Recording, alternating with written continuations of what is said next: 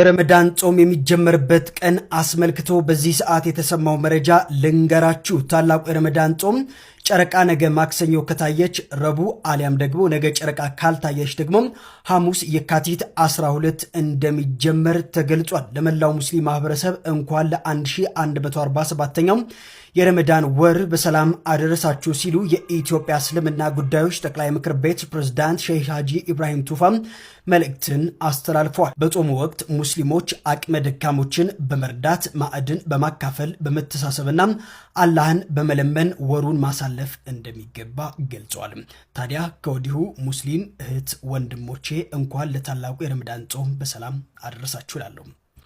ቢስሚላህ አሰላሙ አለይኩም ወራህመቱላሂ ተዓላ ወበረካቱ። እንዴት ናችሁ አላችሁ? አልሐምዱሊላህ።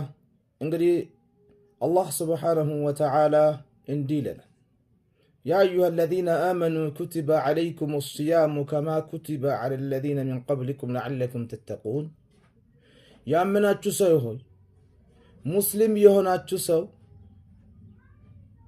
ኩቲበ ዐለይኩም ሲያም እናንተ ላይ ጾም ረመዳን ወር ጾምን ዋጅብ ግዴታ አድርገላችኋለሁ ይላል አላህ ሱብሓነሁ ወተዓላ።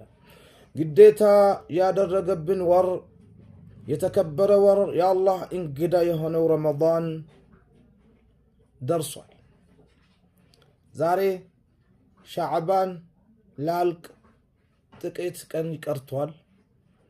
እንግዲህ ወንድሞቼ እንደ ያያችሁት ሁሉ የፌደራል መጅሊስም ሆነ የሳዑዲ ጠቅላይ ፍርድ ቤት እንዳወጣው መሰረት ነገ ማክሰኞ ሻዕባን 29 ይሆናል። ማክሰኞ ሌሊት ጨረቃ የሚታይ ከሆነ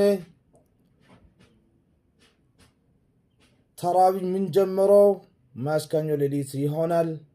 ጨረቃ የማይታይ ከሆነ ሻዕባን 30 ሙሉ ስለሆነ ሮብ ይሆናልና ሁላችሁም አላህ ረመዳን ከሚጾሙት ጋር አላህ ያርገን። ወንድሞቼ የበደልናችሁ የዘለምናችሁ ካለ የተለያየ አውቀንም ሳናቅም ያስቀየመናችሁ ሰዎች ለአላህ ብላችሁ አውፍ በሉን።